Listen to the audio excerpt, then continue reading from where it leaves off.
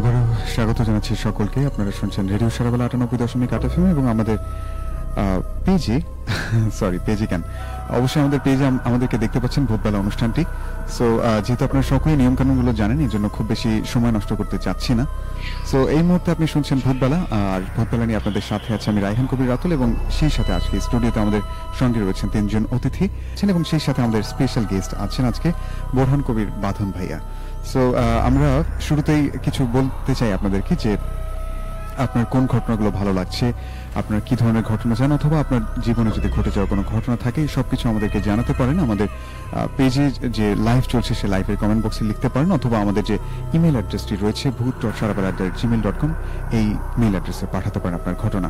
অবশ্যই যারা দূরে রয়েছেন, দূর থেকে যারা আমাদেরকে রেডিও সারাবেলা শোনেন, যারা ঘটনা পাঠাতে চান তারা অবশ্যই লিখে পাঠাতে পারেন, অথবা চাইলে রেকর্ড করে আপনার ফোনে রেকর্ড করে অডিও ক্লিপটি আমাদেরকে পাঠিয়ে দিতে পারেন এই ইমেইলে bhoot.sarabeলা@gmail.com।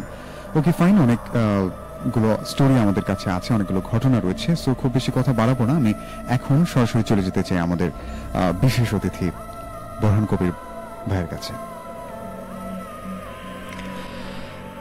ধন্যবাদ রাতুল, আপনাকে আপনি আমন্ত্রণ জানিয়েছেন। দীর্ঘদিন পর আমি ভূতবেলাতে আসলাম, ভীষণ ভালো লাগছে। আজকে আমি যে ঘটনাটি শেয়ার করব সেটি হচ্ছে, আমি যখন ঢাকায় ছিলাম একটা ট্রেনিংয়ে, তখন আমার যে রুমমেট ছিলেন তার মামার সাথে ঘটে যাওয়া এই ঘটনাটি আমি আজ ভূতবেলাতে শেয়ার করতে চাই। একদম চলে যায় সেই ঘটনায়। আমি ঘটনাটা শুনেছি 2016-তে, ঘটনাটা আরো আগে অর্থাৎ 2000 সালের দিকে ঘটা তার মামার সাথে। একদম ফিরে যায় 2000 সালের দিকে, ঠিক সে যেভাবে বলেছে আমি সেভাবে বলার চেষ্টা করছি। তো আমরা ঢাকায় যখন ছিলাম, ব্যাচেলার লাইফে যা হয় আর কি, রুমমেটরা দেখা গেছে যে রাত জেগে একটা মুভি দেখার অভ্যেস ছিল। তো মুভি দেখতাম, গল্প করতাম। আমার সে সিনিয়র ছিল, তারপর একদম বন্ধু ছিল, আচরণ করতো আমাদের সাথে, একদম বন্ধুর মতোই ছিলাম। তো একদিন সে মানে কথায় কথায় হয় না, মানে রাত হলেই কিন্তু বিভিন্ন ধরনের গল্প চলে আসে। একটা এরকম ভয়ের গল্প বা ভূতের গল্প, সে বলছে যে একটা গল্প বলি তোমরা যদি ভয় না করো। আমরা 3 জন ছিলাম, ওই ভাইয়া সহ। তার মামার সাথে ঘটে যাওয়া ঘটনাটা আমি শেয়ার করছি তার মতো করে। তার বাসা হচ্ছে নোয়াখালীতে, এবং একটা চরে, একদম প্রত্যন্ত একটা উপজেলায় সে কাজ করত। সেই উপজেলায় ডোম হিসেবে কাজ করত তার মামা। তো তার বাসা যেহেতু নোয়াখালী সদরে, সে যেহেতু একটা উপজেলার, যখন তার পোস্টিং হলো সে তখন ওখানে গেল। তো আগের দিনে কিন্তু লজিং থাকতে হতো, এরকম ভাড়া পাওয়া যেত না। প্রথমত লজিং থাকতে হতো, তারপর হয়তো ফ্যামিলি নিয়ে গেলে হয়তো তখন তার ভাড়া উঠতো। তো প্রথম যখন সে সেখানে শিফট হয়, তো তার সেই সদর উপজেলা কমপ্লেক্সের পাশে একটি বাসায় লজিং হিসেবে থাকলো। তো সে যেহেতু পেশায় একজন ডোম, তার কাজ কিন্তু বুঝতে পারছেন যে লাশ নিয়ে সব সময় কাজ তার। এর আগেও সে বিভিন্ন উপজেলায় কাজ করেছে, বিভিন্ন জেলায় কাজ করেছে।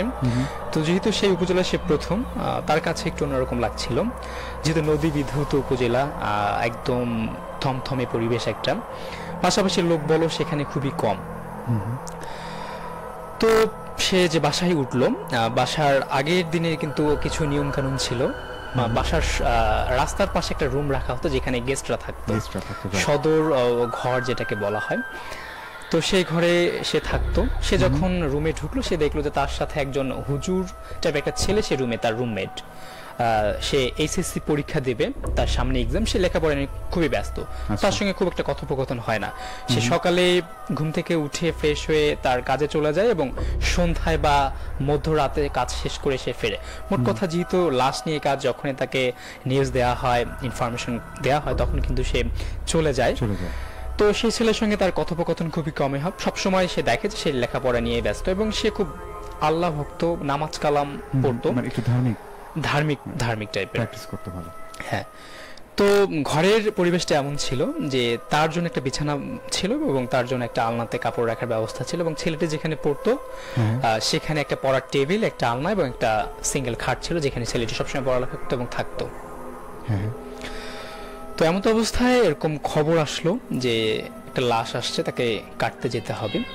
সে চলে গেল। দেখলো যে লাশটা মানে একদম 4 তলা থেকে পড়ে গিয়েছে এবং নিচে কিছু খাড়া করে রড রাখা ছিল এবং রডের মধ্যে পড়ে গিয়ে মাথা একদম খুব খারাপ অবস্থা। তো তার মতো করে সে কাজ করে বাসায় ফিরছে, যেহেতু খুব ভয়ের একটা কাজ, পাশাপাশি একটু মানুষকে কাটারি খুব কষ্টকর, বা যেহেতু তার প্রফেশন সেক্ষেত্রে সে কিন্তু করতে হবে তাকে। তো রেগুলার সে বাসায় আসতো এবং গোসল করতো সে পুকুরে, শান বাঁধানো একটা পুকুর ছিল, সেখানে গোসল করতো। আচ্ছা। তো এসে দেখে ছেলেটি পড়ছে, তো সে তার মতো করে গোসল করতে চলে গেল। গোসল করতে গিয়ে সে দূরে লক্ষ্য করছে যে কেউ একজন হেঁটে আসছে। আচ্ছা। আবছা আলোয় সে দেখতে পাচ্ছে যে কেউ একজন হেঁটে আসছে। তখন সে ভালো করে নোটিস করলো এবং দেখতে পেল যে ঠিক যে লাশটি সে ওখানে কেটেছে সে লাশের মতো কিছু একটা হেঁটে আসছে। এটা দেখে সে খুব দ্রুত রুমে চলে আসলো। সেদিনের মতো সে খেয়ে দিয়ে ঘুমিয়ে পড়লো। যেহেতু সে অনেক সাহসী, তেমনটা ভাবে সে ভাবলো না। এরপর আবার কিছুদিন পর আবার একটা লাশ আসলো। আচ্ছা আচ্ছা। সে লাশটা হচ্ছে দ্বিখণ্ডিত একটা লাশ, বডি এবং বডি থেকে মাথাটা আলাদা করা। আচ্ছা। এরকম একটা লাশ আসলো। সে স্বাভাবিক সব প্রসেস শেষ করে লাশ কেটে সে বাসায় আসলো। বাসায় আসার পর দেখছে যে ছেলেটা রীতিমতো আবারও তার পড়া শেষ করে নামাজের জন্য যাবে। আচ্ছা আচ্ছা। তো সে বললো যে আঙ্কেল, আপনি আঙ্কেল বলে তাকে ডাকতাম, যে আঙ্কেল আপনি তো গোসল করবেন, চলুন একসঙ্গে যাই। তো সেদিন সে অজু করে চলে আসছে।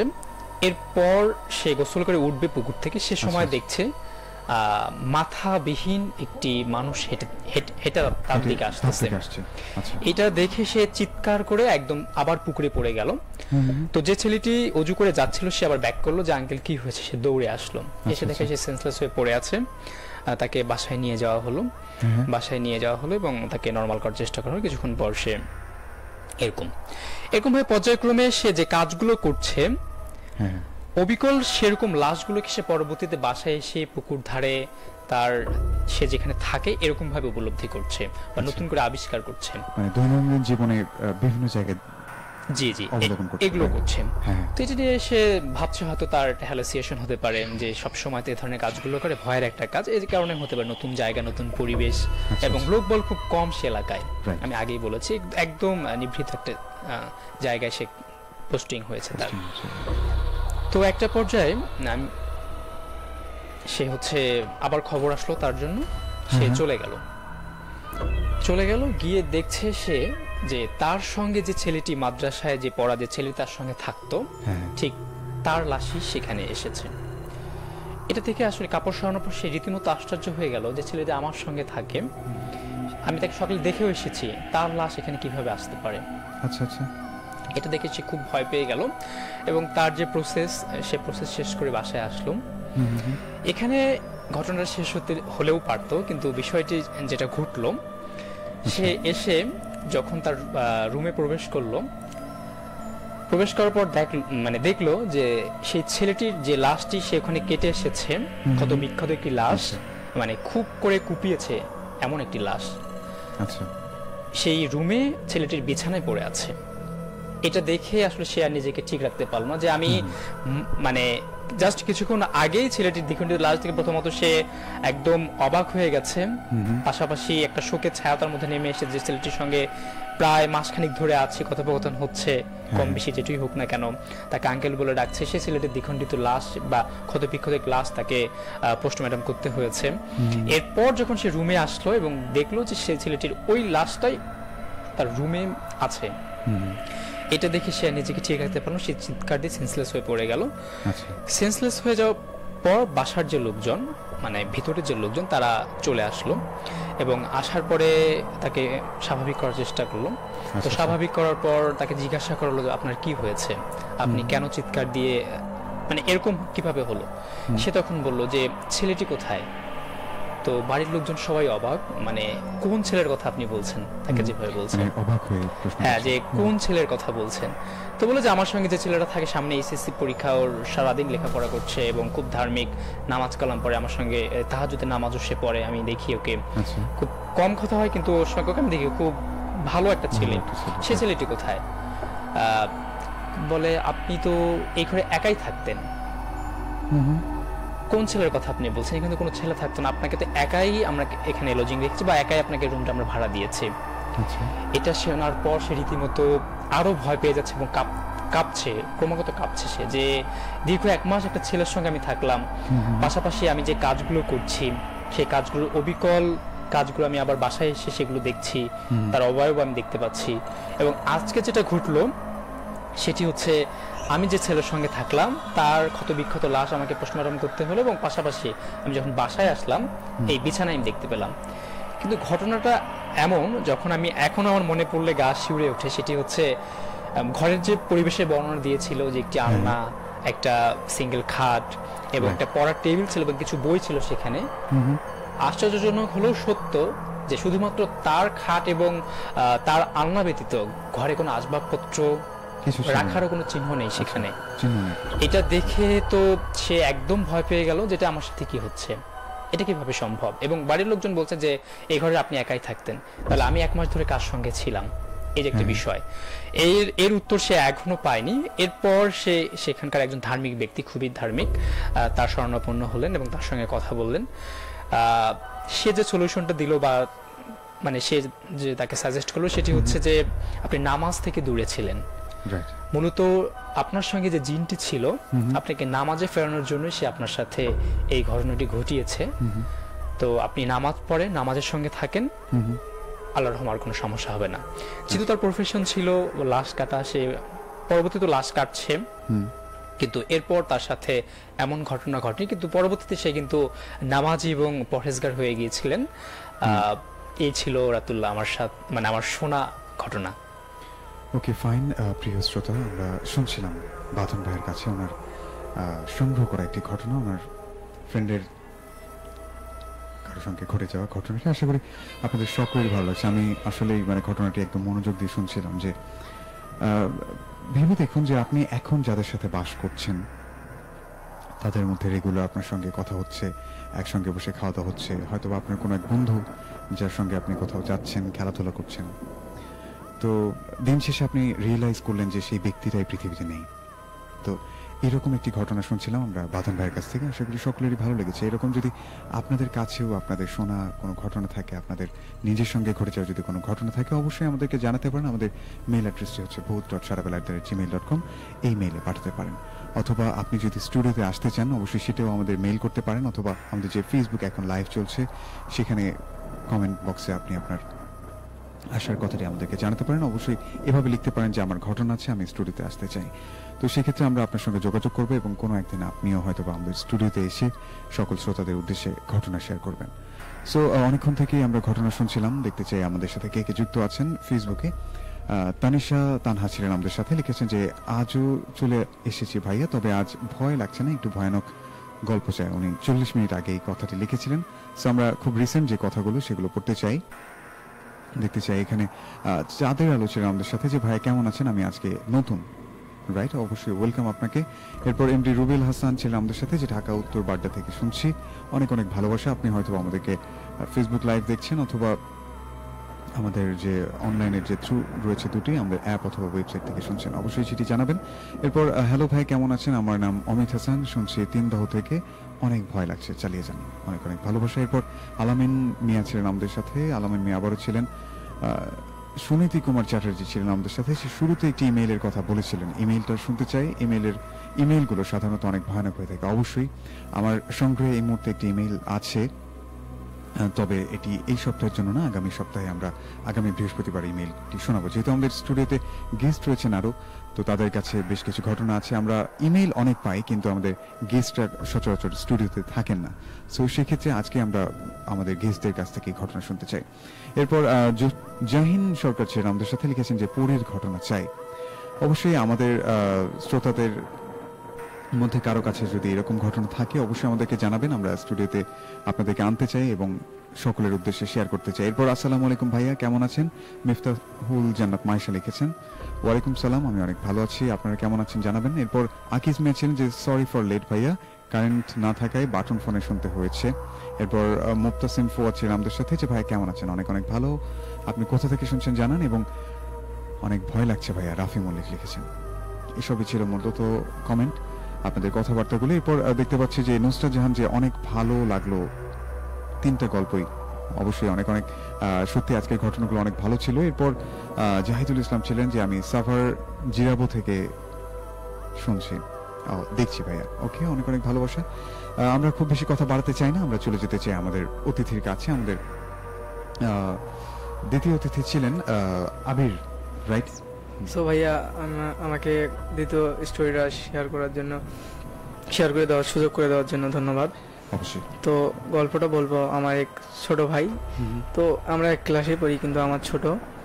তো ও যখন ছোট ক্লাস 5-এ পড়ে, আচ্ছা, তো ওই একদিন রাতের বেলা কোচিং যাচ্ছিল আর কি। রাতের বেলা কোচিং, সন্ধ্যা দিয়ে কোচিং যাচ্ছে, তারপর রাতের বেলা আর কি ফিরবে। সেদিন ওকে নিতে কেউ যায়নি। তো ও রাতের বেলা আসছে, কোচিং থেকে ফিরছে 10টার দিকে। তো রাস্তা দিয়ে আসতে দেখি সাপ শুতে আছে, ও দেখেনি। তো সাপটার গায়ে ও পাড়া দিছে, দেওয়ার পর দেখলো যে সাপটা ওটা চলে গেল। তো ভাবছে কি আর হবে, সাপে তো আমি তো দেখিনি। তো ওই কথা ভাবে রাস্তা দিয়ে আসছে। তো রাস্তা দিয়ে আসতেই আমাদের বাড়ির পাশে একটা বাজার আছে। আচ্ছা। তো ওই হাঁটে যাচ্ছে, তো হঠাৎ করে তো মানে হঠাৎই আবহাওয়া পরিবর্তন, বাতাস, মানে চারপাশ থেকে বাতাস আসছে। তো ভাবতেছি কি, আমি এখনই দেখলাম আকাশ ভালো, তারা, এটা হঠাৎ করে কি হচ্ছে আমার সাথে। তো একটু ভয়ে পড়ে গেছে আর কি। তো তো তো একটু হাওয়া বাতাস একটু কম হলো, তো ওই এগিয়ে যেতে শুরু করলো। তারপর দেখলো যে বাজার থেকে একটা আর কি আলো একটা এগিয়ে যাচ্ছে, ওর দিকে বের হচ্ছে আর কি বাজার থেকে। তো ওই এগিয়ে যাচ্ছে, তো যেতে যেতে হঠাৎ করে আলোটা একটা সাদা একটা বড় দানবের মতো চেহারা ওর সামনে এসলো। আচ্ছা আচ্ছা। আসার পর তো চিৎকার দিছে, দিয়ে ও একটা দৌড় ছাড়তে ওরা সামনে যায়। ওর আব্বুর কাছে ফোন দিছে, আব্বু আমাকে নিয়ে যাও, এরকম ঘটনা। তোর আব্বু তাড়াতাড়ি আসলো, আসিয়ে ওকে বাসায় নিয়ে গেল। আচ্ছা। তো বাসায় নিয়ে গিয়ে ওই শোবে, যখন সবাই শুছে, তো ওই শোবে এখন। তো ওর আব্বু বললো যে তুই শো, চিন্তা নেই, সকালবেলা কবিরাজের কাছে যাবো আর কি। আচ্ছা। তো রাতের বেলা শুছে, শোয়ার পর ঘুম ঘুম ভাব। তো হঠাৎ দেখতেছে যে ওর দরজাটা নড়তেছে, বাতাস নেই, কিছু নেই, যে বারে বারে দরজাকে দোলে। তো ও বাইরে বের হলো, হওয়ার পর দেখি কেউ নেই। তো একটু প্রসাব করে ভাবতেছে যে একটু যাই কলেবারে, যাই একটু প্রসাব করি। তো কলেবারের সামনে একটু একটা বড় আম গাছ আছে। আচ্ছা। তো প্রসাব করে তো আম গাছের উপরে দিকে তাকাচ্ছে, দেখে ডালের মধ্যে একটা সাদা কালার, ওই জিনটার কথা বললাম না, দানব, ওটা বসে আছে আর কি ডালে। তো চোখ দুটো এত জ্বলছে, চোখ দিয়ে রক্ত পড়া শুরু করলো, দেখতেছে চোখ দিয়ে রক্ত পড়ছে। তো দৌড়ে ঘরের ভেতর গেল যা শুলো। সেদিন রাতে আর কিছু বলেনি তো ওর আব্বুকে ওই ঘটনার বিষয়ে। তো পরের দিন ওর আব্বুকে বলছে ওটা আর কি, আব্বু আমি পেশাব করতে গেছি, যে রাতের বেলা এটা দেখছি। আচ্ছা। তো বললো যে সমস্যা নেই, তোর আজকে নানার বাসায় যাবো, ওখানে একটা ভালো কবরেজ আছে, তার সাথে কথাবার্তা বলে আর কি এটা সংশোধন করবো। তো পরে ওর নানার বাসায় গেল, যাওয়ার পর তো ওই গিয়ে ওখানে খেলাধুলা করতেছে। তো রাস্তায় গজাল ছিল, দেখিনি। তো গজালটা ওর পায়ে ফুটো হয়ে যায়, ওর রক্ত বাড়ায়। তো ভুট্টা নাকি ওই যে রক্ত বাড়ায় না, ওর রক্ত শিরার মাঝখান দিয়ে আর কি ওর শরীরের ভেতরে প্রবেশ করছে আর কি ভুট্টা। আচ্ছা আচ্ছা। তারপরে ওর বাবা কবরেজের সাথে কথা বলার চেষ্টা করলো, কিন্তু কবরেজ ছিল না, সেই দিন ব্যস্ত ছিল আর কি। বললো যে আপনারা বাড়িতে যান, আসতে একটু সন্ধ্যা হবে আর কি। তো ওকে নিয়ে বাসায় এলো। সেদিন আসার পর পরের দিন ও স্কুল গেছে। স্কুল যাওয়ার পর স্কুল থেকে আসিয়ে বাসায় ব্যাগটা রেখে হাত মুখ ধুয়ে খাওয়া দাওয়া করবে। আচ্ছা। তো ও বাসায় খায়, তো বসে আছে টেবিলের উপর, টেবিলে চেয়ারে বসে টেবিলে একটু পড়াগুলো দেখছে। তো হঠাৎই দেখলো যে একটা হাত টেবিলের নিচ থেকে বেরিয়ে আর গলা চাপ দিয়ে ধরবে। তো ওই চিৎকার দিয়ে ওখানেই অজ্ঞান হয়ে গেছে। তো অজ্ঞান হয়ে যাওয়ার পর আমরা গেলাম, আমার ভাই, তো আমি গেলাম, যে দেখলাম, বললাম যে কি হয়েছে, তুই অজ্ঞান হয়েছিলি কেন? জ্ঞান ফিরলো, বললো যে এরকম অবস্থা, একটা হাত টেবিলের নিচ থেকে বের হয়ে আসে আমাকে গলা চেপে ধরছে। তো পরে বললাম যে ভয় পাস না, আর সমস্যা নেই, একটু পরে তো কবরেজ আসবে, তো কথাবার্তা তো বললাম। তারপরে একটু পরে আবল তাবল বলা শুরু করে দিছে যে আমাকে ওই এটা দিবে, মানে সোনা দিবে, টাকা দিবে, মানে মানে আবল তাবল কথা। বিভিন্ন প্রলোভন দেখাচ্ছিল, রাইট, ওকে। তারপর তো ভাবলো না একে একটু বহুত ভালো করে আসর করছে। হ্যাঁ, তো ওই দেখলো যে ওকে তাবিজ গলায় পরাই দিছে, তাবিজ একটা কার্বানির গলায় ছিল, ওকে পরাই দিছে যে ভূতের আসরটা একটু কমবে। তো ওই তসবি দিছে ওর হাতে গনার জন্য, বলেছে তুই সূরা পড় আর গন। তো আমি যখন ঘরের ভেতর আমি দরজার সামনে দাঁড়িয়েছি, তো ওই ভেতর থেকে বের হয়ে আমার দিকে বড় বড় চোখে তাকাইলো। আচ্ছা, তাকানোর পর বাইরে গেল, বাইরে যায় দেওয়ালের ভেতর একটা ইট নিল, নিয়ে ইটটা ছুঁড়ে মারতেছে দেওয়ালে, কয় তুই আমার সামনে দিয়ে চলে যায় না, তোকে মেরে ফেলবো আমি। হ্যাঁ, তো এরকম ঘটনা। তারপর তো আমার বড় ভাই একটু কিছু জানে, তো তো তার ঘরেরটা একটু বন করা, তার ঘরের ভেতর নিয়ে গেল যে ওখান থেকে গেলে আর বাইরে কিছু দেখতে পারবে না। আচ্ছা, আচ্ছা, তো ওখানে নিয়ে যাওয়ার পর ও তো খাইনি কিছু 2 দিন ধরে। তো ওকে কিছু খাওয়ানো হলো, খাওয়াইতে দেখে জানলা দিয়ে ওই ফির দেখতেছে, কই দেখছো আব্বা, এই দেখো আমাকে জানলা দিয়ে আবার ইশারা করতেছে। তো পরে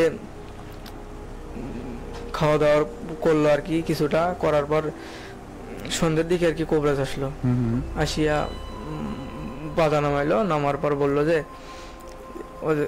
ও যখন ছোট, মানে জন্ম হওয়ার 2-3 দিন পর, তখন থেকে আর কি ভুট্টার আসর ছিল মানে ওর ওপর, যে ভুট্টা ওর দিকে নজর ছিল যে কোনো একদিন সুযোগ পেলে একে আমি ধরবো আর কি। তো ভুট্টা নানান কথা বললো যে আমরা এখানে 7 ভাই থাকি, 7 ভাইয়ের মধ্যে 3 ভাই ভালো 5 ওয়াক্ত নামাজ পড়ে, আর 3 ভাই আমরা খারাপ, 4 ভাই খারাপ। তো হুজুর বললো যে, প্রশ্ন করলো যে পাতা নামাইছে, তো হুজুর প্রশ্ন করলো যে তুই কি চাস বল। বললো যে আমি ওকে ছাড়বো না, আমি ওকে একবারে খেয়ে ফেলবো। তো বলতেছে তো দাঁড়া তোকে খাওয়াচ্ছি। তারপরে হুজুর আর কি একটু তেল পরা নিয়ে আর গায়ে ছিটা মারলো, বললো যে ফকির আমাকে মারিস না, নাহলে সমস্যা আছে।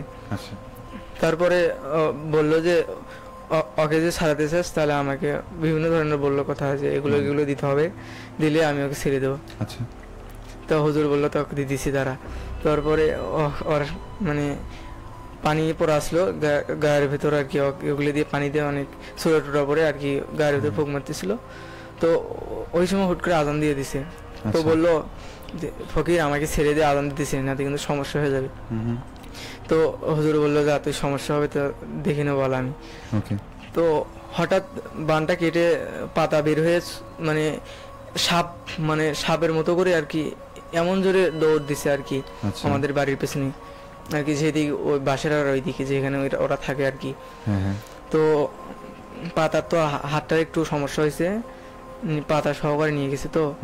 তো পাতা নিয়ে আসলো, পরে খুঁজলো, ভাগ্য ভালো পুকুরে নিয়ে যায়নি, পাশে পুকুর ছিল পানা অনেক।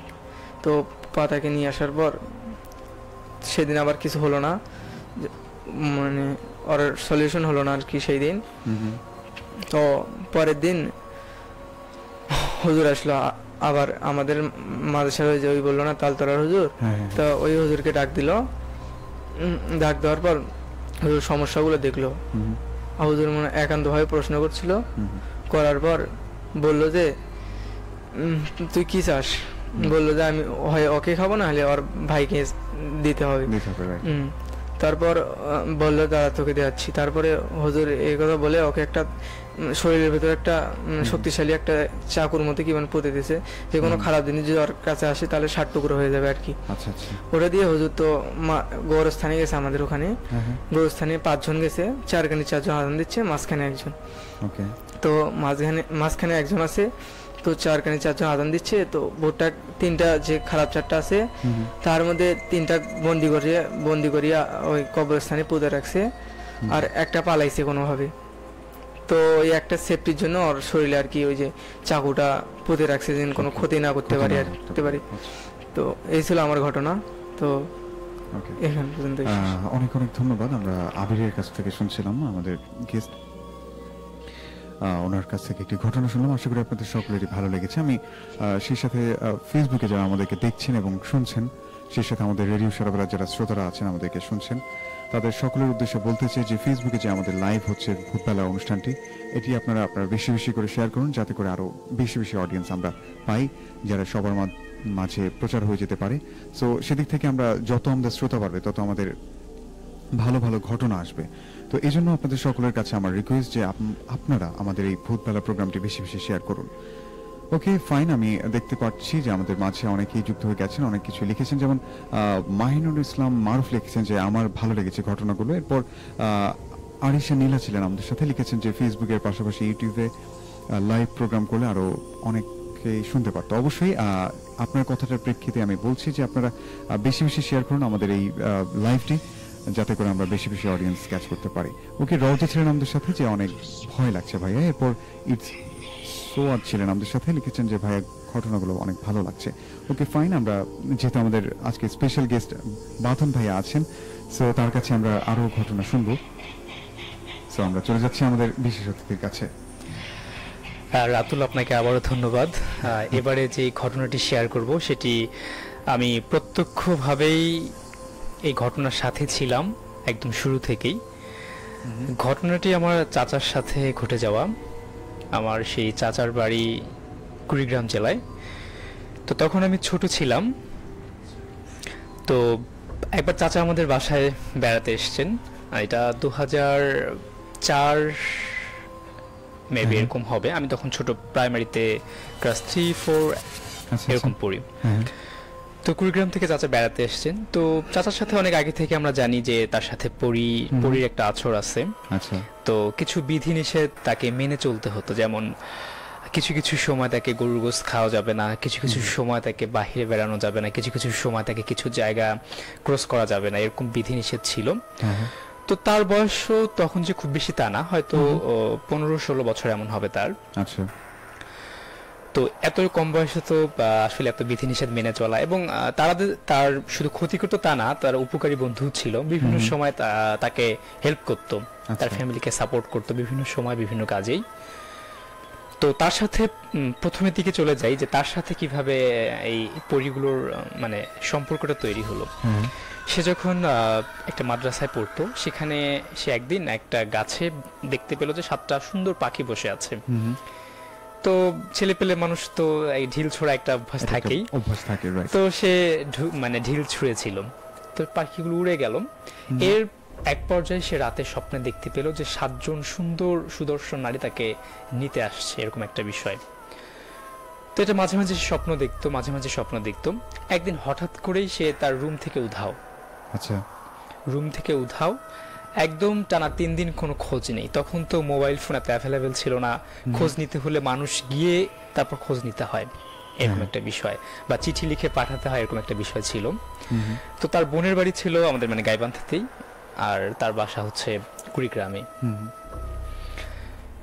তো 3 দিন কোনো খোঁজ নেই। 3 দিন পর তার এদিকে তো বাড়িতে মানে খুব শোকের ছায়া নেমে এসেছে যে কোথায় হারিয়ে গেল, রুম থেকে উঠা, অথচ রুমের যে দরজা লাগানো, রুম থেকে লাগানো ছিল। বাহির থেকে যে কেউ তাকে নিয়ে যাবে বা সে বাহিরে বের হয়ে কোথাও হারিয়ে যাবে এমনটা কিন্তু না, মানে রুম থেকেই সে উধাও, ভেতর থেকেই সে স্বাভাবিকভাবে যেভাবে ঘুমিয়ে পড়ে সেভাবেই ঘুমিয়েছে, মশারি টানানো আছে, বিছানা গোছানো আছে ঠিক সেভাবে, কিন্তু সে রুমে নেই। আচ্ছা আচ্ছা। তো রুম থেকে বেরিয়ে গেলে অবশ্যই রুমে দরজা খুলে থেকে বের হতে হবে, এমন একটা কিছু। তো সবাই কিছুটা আন্দাজ করতে পারছে যে হয়তো খারাপ কিছু তার সঙ্গে ঘটছে, বা এমন একটা অবস্থা তৈরি হয়েছে সে হয়তো বেঁচে নেই, এমনটা যখন 3 দিন ক্রস হয়ে যাচ্ছে। তো একটা পর্যায়ে তার দেখা মিলল সেখানকার সবচেয়ে একটা উঁচু শিমুল গাছ আছে, সেই শিমুল গাছের ডগায় তার দেখা মিলল, এবং সে সেখানে খুব কান্না করছে। একটা পর্যায়ে সে এক বৃদ্ধ তাকে দেখতে পেল এবং তার বাসায় খোঁজ দিল যে আপনাকে ছেলেকে দেখা গেছে, এরকম শিমুল গাছের উঁচু ডালে সে আছে। আপনি জানেন যে শিমুল গাছ কাঁটায় ভরা, সেই গাছে ওঠা একদমই দুঃসাহ একটা বিষয়। স্বাভাবিকভাবে কোনো মানুষ কিন্তু শিমুল গাছে উঠতে পারে না, কারণ কাঁটা দ্বারা আবৃত শিমুল গাছ। তো তাকে লম্বা বাঁশ দিয়ে সেখান থেকে নামানো হলো। তারপর তাকে জিজ্ঞাসা করা হলো, সে যেগুলো বলছে আসলে শুনলে আমাদের এখনো মনে হয় যে হয়তো রূপকথার কোনো গল্প বলছে, কিন্তু বাস্তবিক অর্থে যখন আমরা ভাবি তার যে চলে যাওয়াটা রুম থেকে, এটি কিন্তু সত্যি বিস্ময়কর বিষয়। তো সে যে গল্পটা বা সে যে তার মতামতটা ব্যক্ত করছিল তার সাথে কি ঘটেছে সেটা শুনলে রীতিমতো অবাক হওয়ারই কথা। সে বলছে সে পরিদেশে ছিল 3 দিন। হ্যাঁ, তো পরিদেশে সে কিভাবে ঘুরিয়ে ফিরেছে একদম রূপকথার গল্পের মতো, আমরা যেগুলো রূপকথার গল্পে দেখি বা শুনি। তাকে অত্যাধিক আদর আপ্যায়ন করা হয়েছে এবং তাদের খুব ভালো লাগে। সে দেখতে খুবই সুদর্শন ছিল, তাকে খুব আদর আপ্যায়ন করেছে এবং তারা তাকে আসতে দিতে চায়নি। একটা পর্যায়ে পরীর কোনো এক বোন বলেছে যে আমরা যেহেতু তাকে না বলে নিয়ে এসেছি, এবার তাকে পাঠাই তার দেশে, আমরা পরবর্তীতে তার পরিবারে সে বলে আসবে, তার সম্মতিক্রমে আমরা নিয়ে আসবো। সে যখন একটা পর্যায়ে খুব কান্নাকাটি করছিল, তাকে খুব সমাদর করছে সে দেশে, খাওয়া দাওয়া থেকে শুরু করে সব সমাদর করছে এবং তাকে একটা পর্যায়ে মানে বিয়ের প্রস্তাবও তারা দিয়েছে সে সময়। তো তাদের মধ্যে কেউ একজন বলেছে তাকে দেশে পাঠানো হোক, সে তাকে পরে আমরা নিয়ে আসবো। তো পাঠানো হয়েছে, সে তো আসছে। এরকম মাঝে মাঝে সে নিখোঁজ হতো একটা পর্যায়ে, আবার হয়তো হঠাৎ করে বেরিয়ে আসতো এবং সে এরকম গল্প বলতো। তো সবাই ভাবছে মজা করে হয়তো বলে, আমাদের সঙ্গে একটা মজা তৈরি করছে, বন্ধু বান্ধব থেকে শুরু করে পরিদেশ থেকে কেউ আর ফিরে আসে নাকি স্বাভাবিক এরকম সুন্দর ভাবে। তো এরকম অনেকে বলতো যে তুই কি খাবি এখন বল, আমি তোকে খাওয়াবো। এরকম অলৌকিক ঘটনাও ঘটেছে। তো একটা পর্যায়ে এরকম গল্প সে আমাদের এখানে আসা মানে এরকম যে তার সঙ্গে ঘটলো, ঘটার পর আমাদের এখানে যখন বেড়াতে আসলো, বেড়াতে এসে আমার মা তার সম্পর্কে ভাবি হয়, ভাবিকে বলতেছে যে ভাবি আমার সাথে এরকম আমাদের সঙ্গে এরকম গল্প করতেছে। আমরা তো ছোট তখন, মানে যাত্রীর সঙ্গে সবসময় যে আপনার সঙ্গে কি হয়েছে, তারা দেখতে কেমন, খুবই আগ্রহী, সবসময় সন্ধ্যার পর বসে যেতাম। তো সেরকম গল্প শোনা তো আমার মা বিশ্বাস করতো না, বা অন্যান্য যারা আছেন তুই মজা করতেছিস। তো বলছে যে এখন তো সেই ফলের সময় না, সে ফল মানে তখন শীতকাল, তো বলছে যে এখন আম খাবো। তো অলৌকিক ভাবে একটি পাকা আম কিন্তু সে আমাদের সামনে হাজির করেছিল। আপনার চোখ বন্ধ করে আম হাজির হবে, আম কিন্তু হাজির করেছিল। আমাদের ওখানে একটা চাতাল আছে, বলো যেরকম চাঁদনি রাতে আমাদেরকে চাতালে নিয়ে গেল, বলো যে এখানে আমি কিছুক্ষণ থাকবো, কি খাবেন মনে মনে ইয়ে করেন। তো সেই সময় তো আমের সময় না, তো সে একটি পাকা আম, হ্যাঁ পাকা আম আমাদেরকে দিচ্ছে। আমরা যদিও বা খাইনি সে সময়, আমরা ভাবছি ভাবছিলাম যে একটা ভয় কাজ করে, কিন্তু হ্যাঁ খেলে যে কি হবে যদি কোনো খারাপ কিছু হয়ে যায়। তো আমরা দেখেছি। তারপর বলছে যে মানে সম্পর্ক থাকলে যা হয় যে এখন তো গাছে ডাব আছে, তোর কাছে যদি জিন বা পরি থেকেই থাকে তুই একটা ডাব পেরে দেখ। হ্যাঁ সেটু করতে সে সক্ষম হয়েছিল সে সময়। আসলে কিছু অলৌকিক ঘটনা বা কিছু রাশি সম্পূর্ণ মানুষ থাকে যাদের সাথে এরকম হয়। তো এই দুটো ঘটনা আমরা সচক্ষে দেখেছি আমরা সে সময় যারা ছিলাম ওখানে। এবং একটা পর্যায়ে সে বলে যে কারো কোনো কিছু হারিয়ে গেলে সেই জিনিসটা সে ফেরত দেবে, এরকম দু একটা নজির সে দেখিয়েছিল এখানে এসে। তো পরবর্তীতে তার চেহারা খুব খারাপ হয়ে যাচ্ছিল। আসলে সেই জিনিসগুলো তখন যাকে মানে যখন তাকে ভরণ দেয় বা তার কাছে যখন আসে, যেহেতু তারা আগুনের তৈরি আর মানুষ তো মাটির তৈরি, একটা শরীরের উপর কিন্তু দারুণ ইফেক্ট পড়ে এবং এটা কিন্তু খুবই খারাপ অবস্থা। যদি ঠিকঠাক ভাবে খাচ্ছিল ঘুমোচ্ছিল, কিন্তু সে কিন্তু শারীরিকভাবে অবনতি হচ্ছিল, তার দিন দিন মানে শুকিয়ে যাচ্ছিল এবং খুব ফ্যাকাশে হয়ে যাচ্ছিল চেহারা। ওই জিনিসটা যখন আসে এবং চলে যায়, যখন তার শরীর প্রচুর পেইন হয়, তার প্রচুর পেইন হয় এবং খুব জ্বালা করে শরীর ওই সময়টাতে। তো এটা তো ছাড়া দরকার। এবং ধীরে ধীরে তাদের সঙ্গে তার সম্পর্কটা গভীর হচ্ছিল এবং সে বলে তাকে তার একবারই টোটালি পার্মানেন্টলি নিয়ে যাবে। তো যেহেতু বাবা মার সন্তান মানে যত ভালো জায়গায় থাকুক না কেন, তাদেরকে ছেড়ে চিরে চলে যাবে এটা কিন্তু কখনোই কেউ চায় না, কখনোই এটা কারো কাম্যও নয়। তো একটা পর্যায়ে যখন এরকম হলো, তো আমাদের সাথে আমার সামনে যে ঘটনাটি ঘটে সেখানেই যাচ্ছি আমি। তো একটা পর্যায়ে আমার এক ফুপুর বাড়ি ছিল কিছুটা মানে আমাদের বাড়ি থেকে কিছুটা দূরে। সেখানে যেতে হলে একটা হিন্দু পাড়া ক্রস করে যেতে হয় এবং দুপুর বেলায় দাওয়াত যেহেতু, তো আমরা 12টা মানে 12টা একটা এরকম সময় আমার চাচাকে সহ আমরা যাচ্ছিলাম। তো প্রথমে বলছিলাম যে কিছু বিধি নিষেধ ছিল, কিছু সময় তাকে বের হওয়া নিষেধ ছিল। তো এই দুপুরের সময় তাকে বের হওয়া নিষেধ ছিল। তো ওই দুপুরের সময় আমরা ওখানে ক্রস করি এবং বলছিলাম যে গরুর গোশত খাওয়া যাবে না এরকম বলছিলাম। তো সেই দাওয়াতের বাড়িতে গিয়ে আমরা গরুর গোশত দিয়ে খাওয়া দাওয়া করে আমরা যখন বাসায় ব্যাক করলাম, বাসায় ব্যাক করার পর তো আমাদের ওখানে একটা ফাঁকা মাঠ ছিল, মাঠের উপর একটা বড় গাছ ছিল। তা দাওয়াত খেয়ে এসে আমিও বাহিরে বের হতে, আমার চাচা এই গাছের উপরে মানে গাছের দিকে এক নজরে তাকিয়ে আছে। তো আমি এসে ডাকছি চাচ্চু চাচ্চু, সে কোনো কথা বলছে না। আবারও বলছি, একটা পর্যায়ে সে একদম মাটিতে পড়ে গেল। মাটিতে পড়ে গিয়ে একদম মাটিতে গড়াগড়ি দিচ্ছে আর খুব মানে পেটালে কেমন শব্দ হয়, শব্দ না মানে পেটালে তার যে রিয়াকশনটা হয়, কেউ কাউকে পেটালে যে শব্দটা হয়, সে খুব মানে সে শব্দটা করছে, তাকে খুব লাগছে, মানে এরকম বলছে যে আর হবে না, এরকম ভুল, এরকম বলছে এবং মাটিতে গড়াগড়ি দিচ্ছে। তো একটা পর্যায়ে যখন এরকম হলো, তখন আমি আমার বাড়ির লোকজনকে ডাকলাম যে চাচ্চু এরকম করতেছে। যখন বাড়ির লোকজন সব আসলো, অনেকক্ষণ পেটানোর পরে মানে সে একটা পর্যায়ে হবে মাটি থেকে উড়ে যাচ্ছে, এরকম একটা অবস্থা।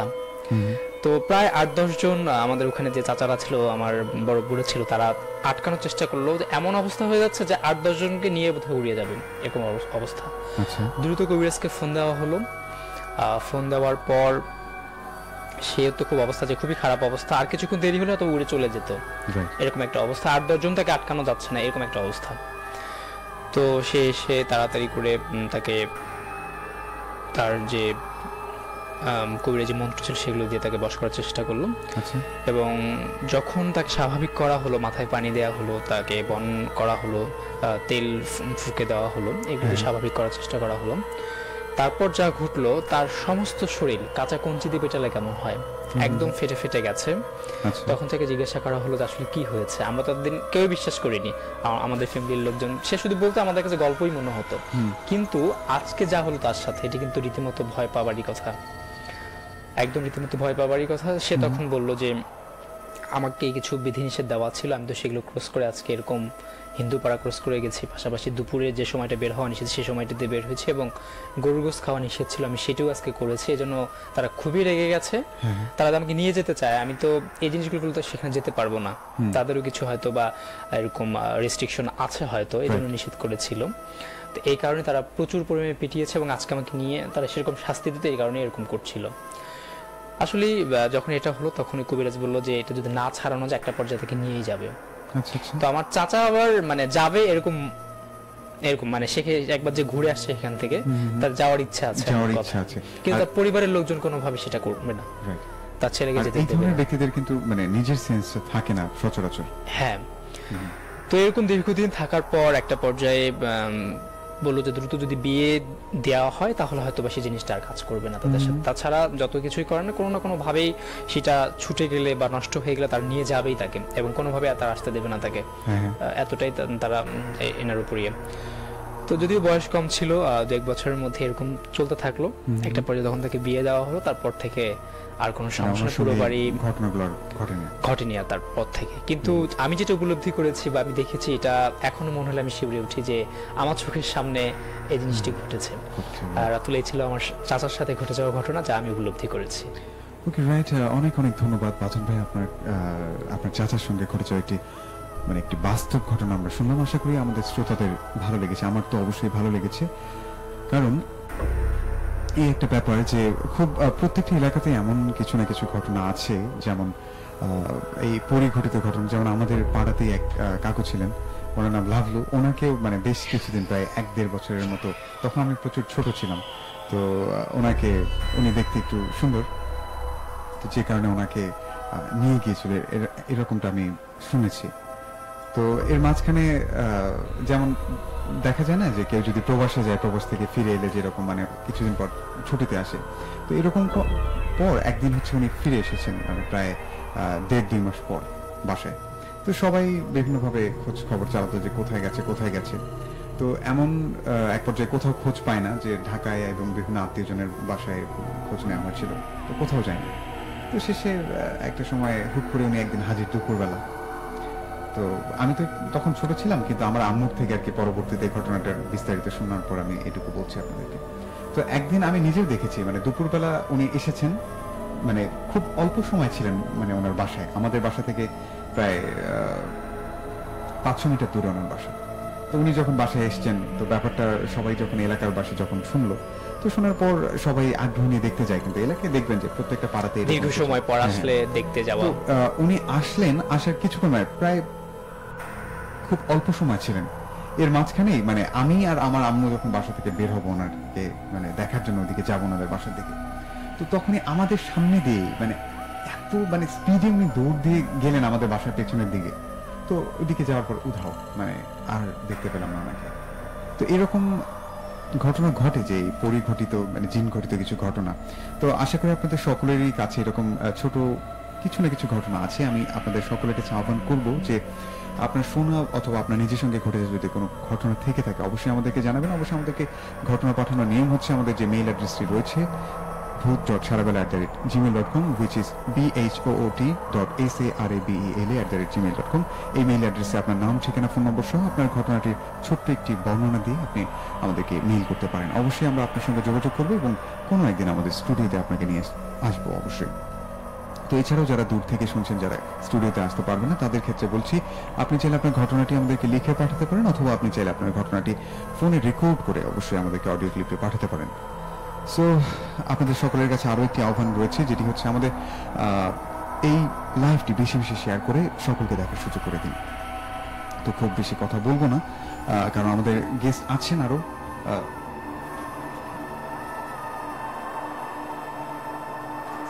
সো আমরা খুব বেশি কথা বাড়াবো না, কারণ আমাদের যে গেস্টরা আছেন তাদের কাছে ঘটনা আছে, আমরা সেই ঘটনাগুলো শুনবো। তার আগে আমি ছোট্ট করে বলতে চাই যে এখানে দেখতে পাচ্ছি যে ইটস সোয়াদ ছিলেন আমাদের সাথে, যে ভাইয়া অনেক ভয় লাগছে। এরপর মাহিনুর ইসলাম মারুফ ছিলেন আমাদের সাথে, লিখেছেন ঘটনা আছে। ওকে ফাইন, আমরা যোগাযোগ করবো আপনার সাথে। এরপর এইচ.এম. বেলাল শুনছেন আমাদেরকে ফুলছড়ি থেকে, অনেকদিন পর শুনছেন, এই জন্য অনেক ভালো লাগছে। এরপর আকিজ মিয়া একটি ঘটনা পাঠিয়েছেন, অবশ্যই আজকে পড়ার সময় হচ্ছে না। এরপর আরো অনেকে ছিলেন। গাইবান্ধার রেল লাইনের গল্প দেন ভাইয়া প্লিজ, সুখ পাখি লিখেছেন। আমি এটা এই কমেন্টে যদিও হাস্যকর, কারণ আমি তো এখানে বানিয়ে বানিয়ে আপনাদেরকে ঘটনা শোনাচ্ছি না যে এরকম আপনি বললেন আর এই টপিকে একটা ঘটনা বললাম। অবশ্যই আপনার কাছাকাছি যদি কারো ঘটে যাওয়া কোনো ঘটনা থেকে থাকে গাইবান্ধা রেল লাইন নিয়ে অথবা অন্য কোথাকার, তো অবশ্যই তার সঙ্গে আপনি একদিন স্টুডিওতে এসে শেয়ার করতে পারেন আপনার ঘটনাগুলো। সো এরপর দেখতে পাচ্ছি যে জাহিন লিখেছেন যে পরীর গল্প বললেন বাঁধন ভাইয়া, এই জন্য অনেক অনেক ধন্যবাদ। ওকে, এরপর আরো অনেকেই ছিলেন, আমরা কথায় যেতে চাই না, এখন আমরা ঘটনায় যেতে চাই। সো আমরা চলে যাচ্ছি আমাদের প্রথম অতিথি যে ছিলেন সাজ্জাদ হোসাইনের কাছে। সো আমরা তার কাছে শুনবো ঘটনা আরেকটি। থ্যাংক ইউ রাতুল ভাইয়া, আমাকে আবারও গল্প বলার সুযোগ করে দেওয়ার জন্য। একটু চোখ চেয়ে থাকি, একটু এমনিতে শুয়ে থাকি। তো হচ্ছে ওখানে মনে করেন যে হচ্ছে দেখলো যে ছাগলগুলো চেঁচামেচি করছে। তো হচ্ছে বলল, ওই যে সীমান্তর বাবা বলল, সীমান্তর মা ওনার ওয়াইফকে বললো, সীমান্তর মা ছাগলগুলো এত চেঁচামেচি করছে কেন, তুমি কি কয়েল লাগিয়ে দাও নাই? তো আমার দাদি বলল উত্তরে, হ্যাঁ কয়েল তো লাগিয়ে দিয়েছি, তো এত চিল্লাচিল্লি করেছে কেন? তখন আমার দাদা যখন দরজাটা খুলে যাবে এত চেঁচামেচি দেখে ছাগলের, তো হচ্ছে যখন যাবে উনি, তখন ডোরটা ওপেন করবে, তখনই দেখে বাইরে থেকে লক করা। তো হচ্ছে আমার দাদিকে তখন উনি বলল ওনার ওয়াইফকে যে সীমান্তর মা এই বাহির থেকে কেন দরজা লক করা? পরে দাদি দরজা খুলে বাইরে আসবে, তখনও দেখে ওনারও বাহির থেকে মানে দরজা লক করে দিয়েছে। পরে মানে ছাগলগুলো চেঁচামেচি করছে, আর রাস্তা দিয়ে তখন কেউ ছিল না, 11:30 12টার মতো বাজে।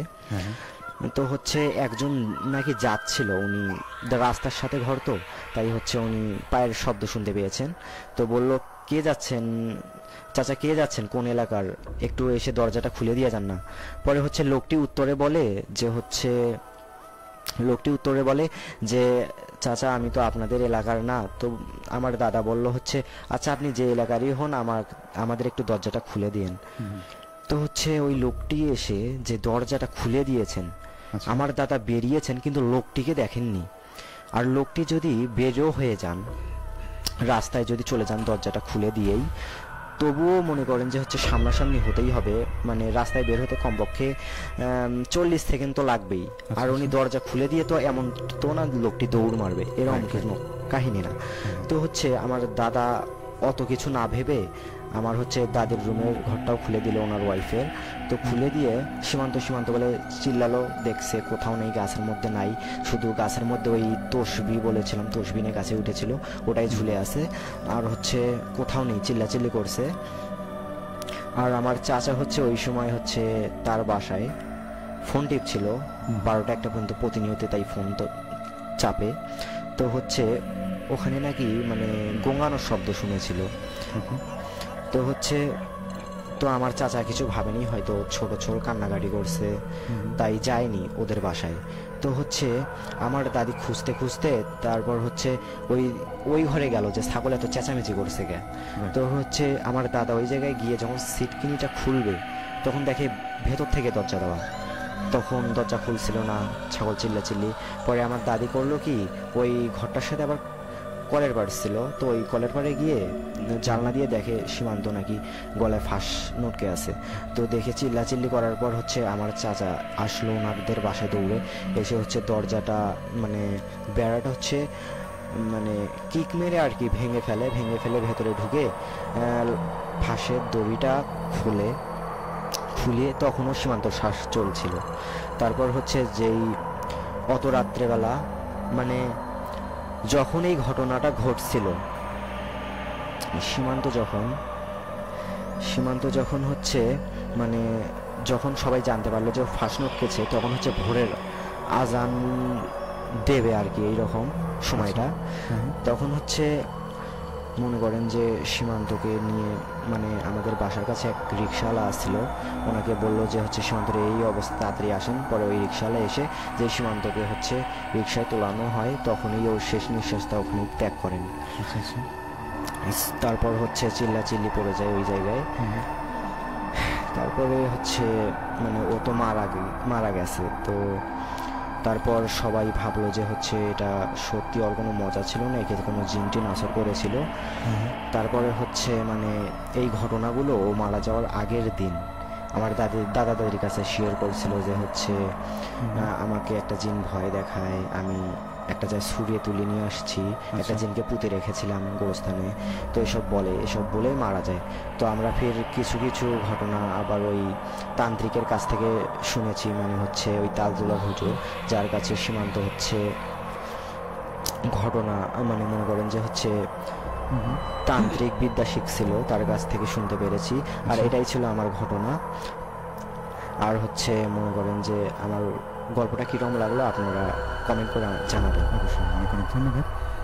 প্রিয় শ্রোতা বন্ধুরা, আপনারা শুনছেন রেডিও সারাবেলা 98.8 FM এবং সেখানে চলছে ভৌতিক ঘটনা অবলম্বনে অনুষ্ঠান ভূতবেলা। অ্যান্ড ভূতবেলা নিয়ে আপনাদের সাথে আছে আমি রাতু। সো আমরা পরপর দুটি ঘটনা শুনলাম। আমাদের প্রথম যে অতিথি ছিলেন সাজ্জাদ হোসাইন, তার কাছে আমরা বেশ লম্বা একটা ঘটনা শুনলাম। এখন ঘড়িতে 9:35 অ্যান্ড কিছুক্ষণের মধ্যে আমাদের নিউজ ব্রেকে যেতে হবে, যদিও আমাদের হাতে এখন সময় আছে অলরেডি 10 মিনিট। আমরা চাচ্ছি আমাদের আরেকজন অতিথি আছেন, তার কাছে যাব। সো তার কাছে যাওয়ার আগে আমি আপনাদেরকে জানিয়ে দিতে চাই আমাদের যান্ত্রিক ত্রুটির কারণে বেশ কিছুক্ষণ থেকে আমরা ফেসবুক লাইভ করতে পারিনি। আমরা শুরু থেকে প্রায় বেশ 30 মিনিটের মতো একটা লম্বা একটা সময় আমরা ফেসবুক লাইভ থেকে কি বলে যুক্ত হতে পারিনি ফেসবুক লাইভে যান্ত্রিক ত্রুটির কারণে। সো যেহেতু এখন আমরা ফেসবুক লাইভে আছি, সো আপনারা আমাদেরকে দেখতে পাচ্ছেন আমাদের একমাত্র যে ফেসবুক পেজটি রয়েছে রেডিও সারাবেলা 98.8 FM, এই পেজটি থেকে। সো এখানে এখন আমাদেরকে দেখতে পাচ্ছেন। আমি খুব বেশি কথা বাড়াবো না, শুধু ছোট করে বলতে চাই কি আমাদের সাথে আছেন। সো আমাদের সাথে আছেন শাহান ইসলাম রিহান, ছিলেন শিচাবাজার থেকে। শাহান বলছি, সাথে আছে চালিয়ে যান লিখেছেন, অনেক অনেক ধন্যবাদ। এরপর খন্দকার মেহেদী হাসান মানুষ ছিলেন আমাদের সাথে, লিখেছেন যে প্রোগ্রাম শুরু থেকে শুনতে পারলাম না, সাউন্ড আর একটু বাড়িয়ে দিলে ভালো। তো অবশ্যই আমরা চেষ্টা করছি, আমাদের আজকে বেশ একটু সমস্যা পোহাতে হয়েছে, এই জন্য আন্তরিকভাবে দুঃখিত। এরপর ফোনে এমবি নাই, বাট ওয়াইফাই তো আছে, কারেন্ট নাই, চালিয়ে যাও। সাথে আছে মুন্নাফ শেখ, লিখেছেন অনেক ভয় লাগে, লিখেছেন মানিক বর্মন। অবশ্যই এরপর রাফি মল্লিক ছিলেন, আসসালামু আলাইকুম ভাই, কেমন আছেন? অনেক অনেক ভালো আছি। এরপর ফার্স্ট গল্পটা মিস করলাম, লিখেছেন। এরপর ধ্রুব সাহা লিখেছেন যে রাতুল ভাই কেমন আছেন? আমি অনেক ভালো আছি। প্রতি বৃহস্পতিবারের মতো আজকে যুক্ত হয়ে গেলাম ভূতবেলায়, একদম শেষ পর্যন্ত থাকবো। অবশ্যই আমি জানি ভূতবেলা আপনারা সকলেই ভালোবাসেন, সেই সাথে রেডিও সারাবেলাকে ভালোবাসেন। সো আমি খুব বেশি কথা বাড়তে চাই না, আমি চলে যেতে চাই। আমাদের দ্বিতীয় অতিথি রয়েছেন আমাদের সাথে, আমরা তার কাছে চলে যাচ্ছি। তো ভাইয়া ধন্যবাদ তো আমাকে গল্প বলে দেওয়ার সুযোগ করে দেওয়ার জন্য। তো আমার বাসা হলো নিউ ব্রিজ। তো গল্পটা শুরু করলাম আর কি। হ্যাঁ অবশ্যই। গল্পটা আমার নিজের সাথেই ঘটে যাওয়া আর কি। তো যেদিন ঘটেছে সেদিন একটু বৃষ্টি পড়ছে, তো আমি বাসায় টেবিলে পড়াশোনা করছি আর কি। তো বৃষ্টিটা থামলো 8টার দিকে। তো 8টার দিকে থামার পর আমি ভাবলাম যে আধা ঘন্টা 1 ঘন্টা পরে একটু মাছ মারতে যাবো, আম্মুকে বলি। তো আধা ঘন্টা পরে আম্মুকে বললাম যে আমি একটু মাছ মারতে যাই, তো সময় তো আছে, এখন একটু মাছ মেরে চলে আসবো। তো আচ্ছা। আম্মু তো যেতে দেয় না, বললো না যাস না, এখন রাতের বেলা শো, রাত হয়ে গেছে। হুম, তো বললাম যে আমি একটু যাই। তো আম্মু বললো যে যাওয়ার দরকার নেই। তো আমি জোরাজোরি করে গেলাম। তারপর আমাদের বাড়ির যে গেলাম না, যাওয়ার পর আমাদের বাড়ির পেছনে একটা পুকুর আছে। আচ্ছা আচ্ছা। তো পুকুরের সাথে আমাদের একটা বড় আম বাগান আছে। তো আমি ভাবলাম ওখানে তো পানি হয়েছে, তো মাছ পাওয়া যেতে পারে। তো ওখানে মাছ মারতে গেলাম, দেখি যে আরো 2-3 জন মাছ মারতেছে। তো আমি ওদের নেমে বললাম যে তোরা কি মাছ পেয়েছিস? কয় মাছ আছে অল্প। তো আমি ওদের সাথে কথা বলতে বলতে মাছ মারলাম। মাছ মারতে মারতে ওইরকম 10:30টার মতো বাজে। আচ্ছা। তো ওরা বললো যে তুই কি এখানেই মাছ মারবি না অন্য কোথাও যাবি? আমি বললাম যে আমাদের ওই পাশে একটা বিল আছে, জামের ভিটা ওখানে বলে ওটাকে আর কি। তো ও বললো যে আমি ওখানে যাবো, তোরা কি যাবি? কয় না আমরা ওখানে যাবো না, আমরা যাবো হলো যত তেলে গাছের তেলে, তুই কি যাবি? আমি বললাম না এখন অত দূর যাবো না, আম্মু রাগ হবে যে আমার বাসার কাছে এটা, এখানে যাবো। তাহলে ওই কথা বললে ওরা চলে গেল। তো আচ্ছা। আমি ও বেশি যেতেছি, তো একটা মেশিনের পার পরে আর কি, হুম, এই জমি সেচ আর কি দেওয়ার জন্য। তো আমি যাইতেছি, যেতেই ওটা ক্রস করার পর দেখি যে পেছন থেকে একটা শব্দ হলো যে এখন ওই দিক যাস না, তোর বিপদ আছে। তা আমি পেছনে ঘুরে তাকালাম, যে চারপাশ দেখলাম যে কেউ তো নেই, এটা কে বললো? তো আমার তেমন একটা ভয় লাগেনি, যে হয়তো এটা আমার মনের ভুল, কেউ তো নেই আশেপাশে, দেখলাম এটা তো হওয়ার কথা না। আসলে পরে আমি এগিয়ে গেলাম, যে ওই পাশে ওই জামের বাগানটা আছে তো পুকুরের সাথে। তো আমি ওখানে গেলাম মাছ মারতে একটু। তো মাছ মারতেছি, মারতে মারতে 11টার মতো বাজে। আচ্ছা। তো আমি দেখলাম যে একটা বড় শোল মাছ আর কি। তো আমি ভাবলাম না এই মাছটা নিয়ে গেলে আম্মু হয়তো খুশি হবে। তো আমি মাছটা ধরার জন্য ধরার চেষ্টা করি, কিন্তু পারি না। মাছটা বারে বারে ঝাঁপ দিয়ে পালাই যায়। আচ্ছা। তো মাছটা পালাই যায়, তো আমি আবার চেষ্টা করি ধরার জন্য। তো এক সময় আর কি মাছটা হারাই যায় আমার চোখের নাগাল থেকে। তো আমি তো ওটা মাছটা খুঁজতে খুঁজতে আবার দেখা যায় মাছটাকে আবার ধরবো। তো মাছটা খালি বেশি পানির দিকে যায় আমাকে নিয়ে। তো মাছটা আগে বেশি পানির দিকে যায়, করতে করতে 1 কোমর পানির পর্যন্ত গেলাম আমি। তারপরে দেখলাম যে হঠাৎ করে অনেকগুলো মাছ, মানে চারপাশে খালি শোল মাছ আর শোল মাছ। যাই আমি বললাম যে না আমার আজ এগোনো ঠিক হবে না, এটা হয়তো কোনো আমার ক্ষতি হতে পারে। আচ্ছা। তা আমি এই বলে মানে রাস্তা দিয়ে অতটা ভয় পেলাম না, যে ভাবলাম না এখান থেকে চলে যাওয়া ভালো, এখনো কিছু দেখিনি, দেখলে হয়তো আমি বাইরে যেতে পারবো না। তো ওখান থেকে তাড়াতাড়ি হেঁটে এসে রাস্তায় দেখলাম ওই যে মেশিনের পাড়ের কথা বললাম না, তো সেখান থেকে একটা আওয়াজ আসলো না, একটা বললাম না। হ্যাঁ। তো সেখানে আমি রাস্তায় দাঁড়িয়ে দেখলাম যে সেখানে একটা সাদা কাপড় পরা কি যেন দাঁড়িয়ে আছে। আমি ভাবলাম যে অনেক রাত পর্যন্ত ওখানে তো অনেক মানুষই থাকে, তো ভাবলাম আর কি দেখি আঙ্কেলটা আমাকে কিছু আগে দিয়ে আসে, আমি একটু ভয় পেয়েছি।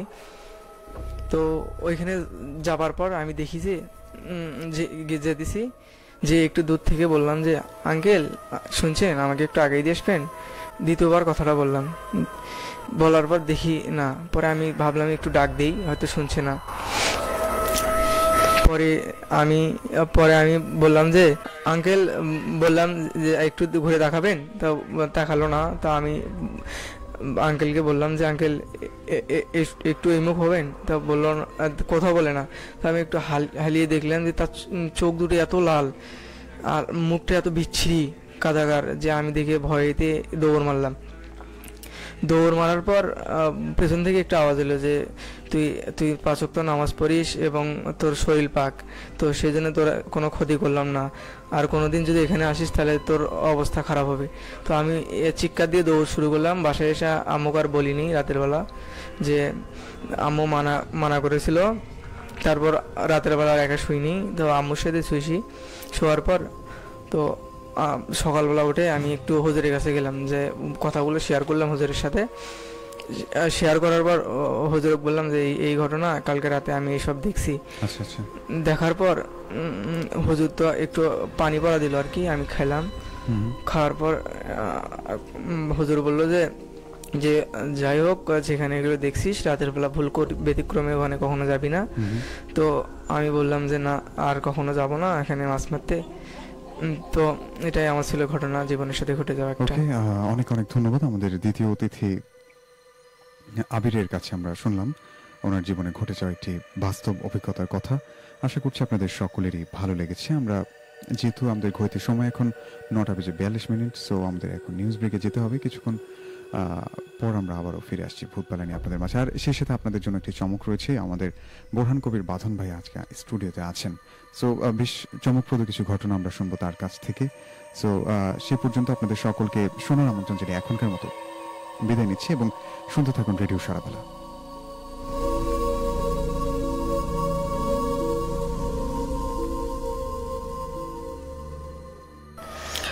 আসলে হচ্ছে আমাদের গল্পের মধ্যে যে তান্ত্রিক ছিল মানে তালতলা হুজুর, উনি হচ্ছে মানে অনেক একটা শক্তিশালী তান্ত্রিক।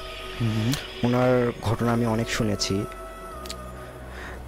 সো হচ্ছে আমি অনেকবার দেখেওছি। অ্যান্ড হচ্ছে উনি হচ্ছে আলফালা মসজিদের হুজুরের সাথে অনেক ভালো মিল ছিল। আচ্ছা আচ্ছা। মানে ওখানে ওদের সাথে অনেক কথাবার্তা হয় প্রতিদিন, এবং হুজুরের থেকে আমরা অনেক গল্প শুনে থাকি। তিনি একদিন মানে হচ্ছে আমাদের ওই যে আলফালা মাদ্রাসাটা আছে ওই জায়গায় হচ্ছে একটা মানে ফুলের গাছ আছে, মোটা কি যেন ফুলের গাছটার নাম আমি ওটা জানি না। সো হচ্ছে ওই গাছটা ওখানে হচ্ছে জিন থাকতো নাকি 7টা জিন।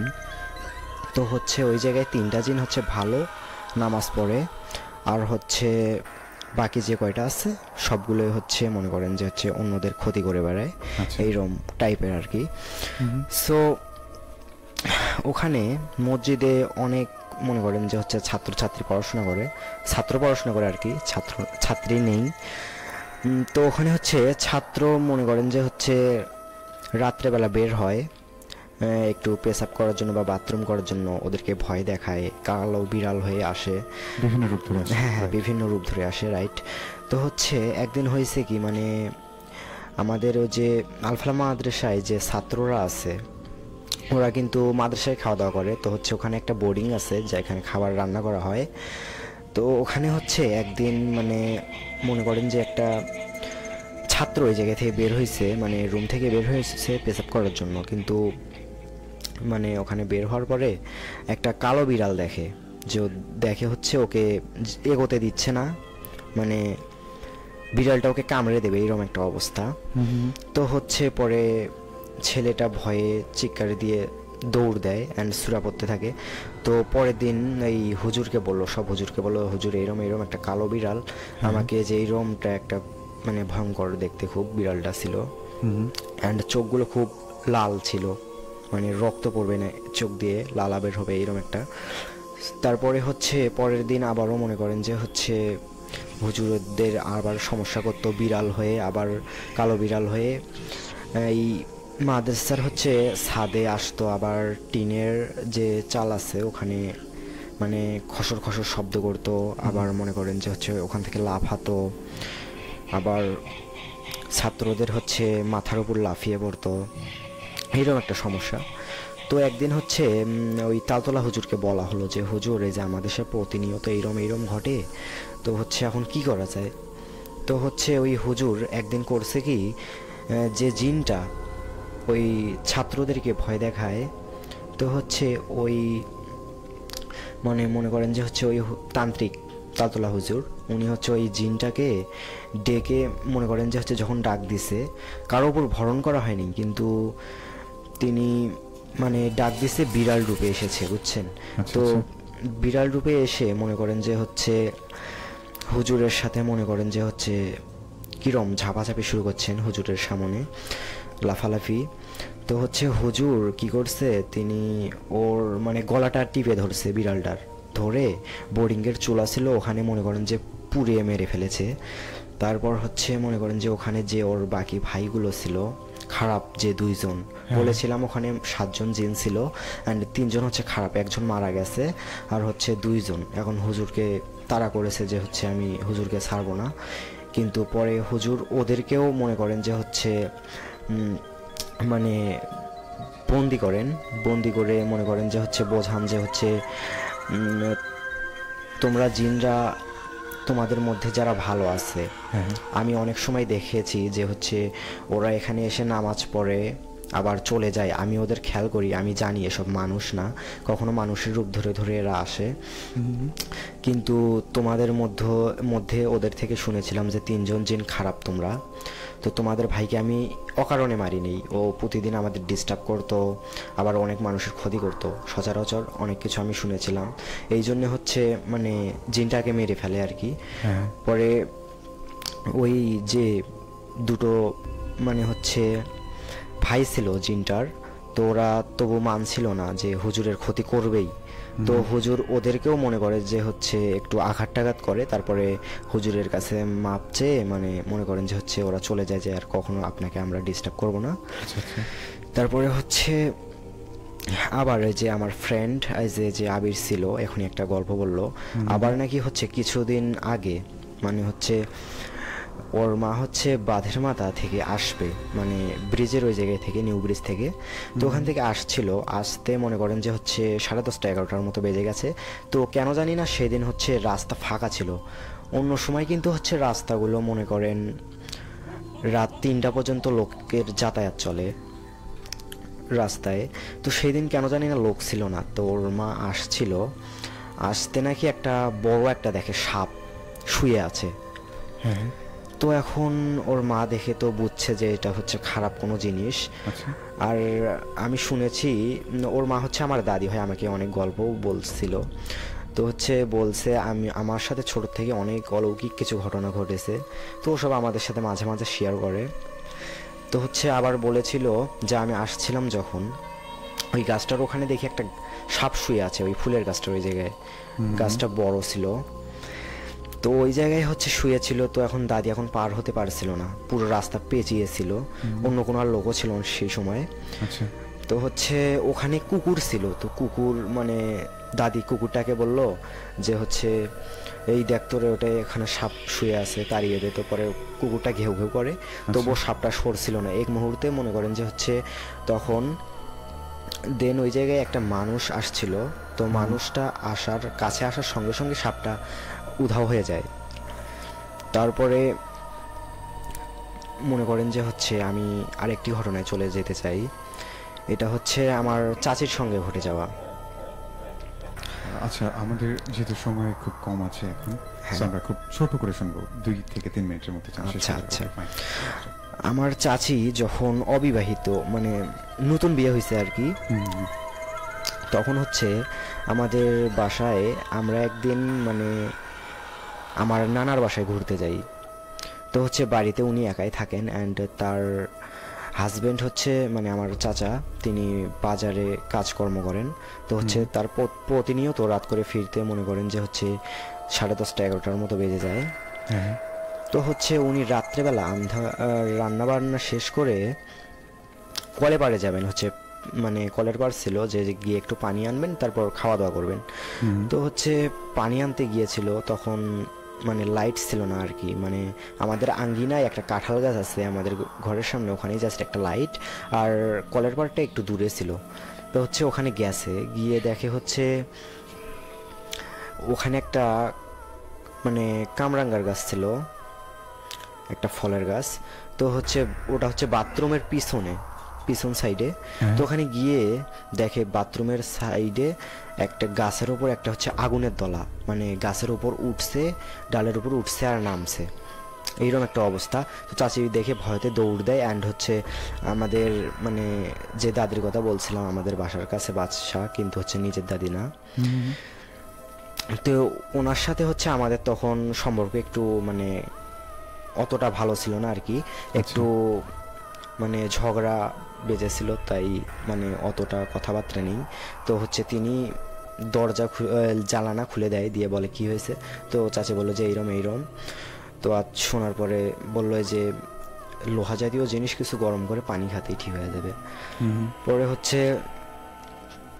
আরও একদিন হচ্ছে মনে করেন যে আমার চাচা মনে করেন যে বাসায় নেই, বাজারে গেছে। তো ওই বাজার থেকে ফিরবে, মানে মনে করেন যে হচ্ছে আমার চাচা হচ্ছে সাইকেল নিয়ে মানে আসতেন বাজার থেকে আসতেন। তো আমার চাচি ওই যে শব্দ শুনলেই বুঝতে পারতো রাস্তার সাথেই মনে করেন যে হচ্ছে বাসাটা। তো মানে সাইকেলের যে চেনটা আছে, চেনটার একটা শব্দ হতো, যেটা শুনে আমার চাচা চিনতে পারতো যে হচ্ছে আমার চাচা আসছে আর কি, তার হাজবেন্ড আসছে। তো হচ্ছে উনি ভাবছে যে উনি তো আসছে, দরজাটা খুলে দিয়ে বাইরে বের হলো। বাইরে বের হওয়ার পরে আমাদের যে ওই কাঁঠাল গাছটা ছিল, একটা লাইটের কথা বলছিলাম, আমাদের বাসার সাথে কাঁঠাল গাছ, ওখানে একটা লাইট ঝোলানো। তো ওখানে অনেকক্ষণ দাঁড়িয়ে থাকে, যে হচ্ছে দেখে কি রে, রাস্তা তো আমার ঘরের পেছনেই, আসতে তো বেশিক্ষণ সময় লাগার কথা না, ওখানে তাও কমপক্ষে 2-3 মিনিট দাঁড়িয়েছিল। কিন্তু সাইকেল নিয়ে যেহেতু আসছিল, মনে করেন যে ওই জায়গাটা শুধু ঘুরে আসতে কমপক্ষে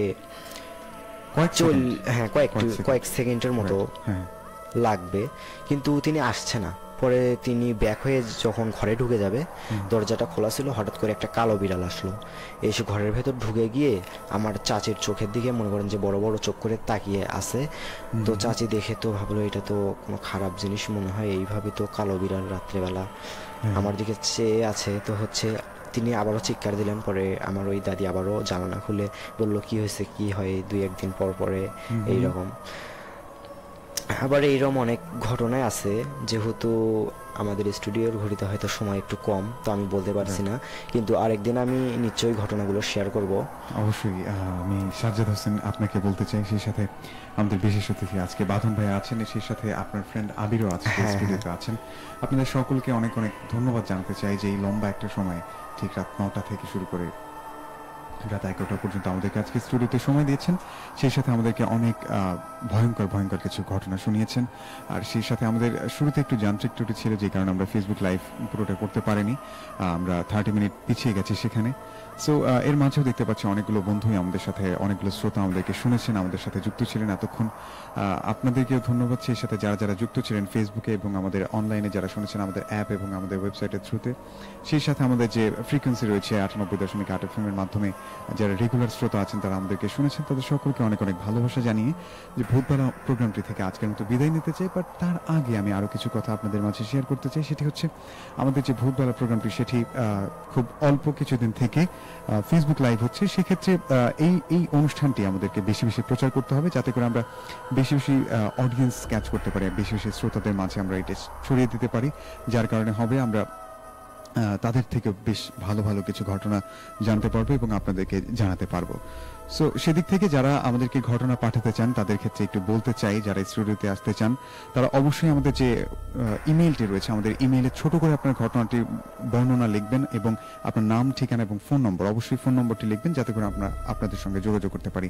আমাদের মেইল অ্যাড্রেসটি হচ্ছে bhoot.sharabela@gmail.com, যেটি আমাদের স্ক্রিনে দেখতে পাচ্ছেন। আমাদের যে ফেসবুক লাইভের এখানে দেয়া আছে আমাদের ইমেল অ্যাড্রেসটি, সেখানে আপনারা ঘটনাটি পাঠাতে পারেন। সো এগুলি ছিল নিয়ম কারণ, এবং আজকে যে লম্বা একটা সময় আপনাদের মাঝে ছিলাম আমারও অনেক ভালো লাগছে। অনেকে ভালো ভালো কিছু লিখেছেন, অনেকে বলেছেন যে ঘটনা ভালো লেগেছে, অনেকের ভালো লাগেনি। সেদিক থেকে যাদের ঘটনা ভালো লাগেনি তাদের কাছে আহ্বান থাকবে যে আপনার শোনা অথবা আপনার জানা কোনো ঘটনা থাকলে অবশ্যই আমাদেরকে জানাবেন। সো আজকের মতো ভূতবেলা নিয়ে আপনাদের সাথে ছিলাম আমি রাতুল। আগামী সপ্তাহে, আগামী বৃহস্পতিবার হয়তোবা নতুন কোনো গেস্ট, নতুন কোনো ঘটনা নিয়ে আপনাদের মাঝে আবারও হাজির হব, ঠিক রাত 9টা 5 মিনিটে, এবং থাকবো রাত 11টা পর্যন্ত। শুভ বিদায়।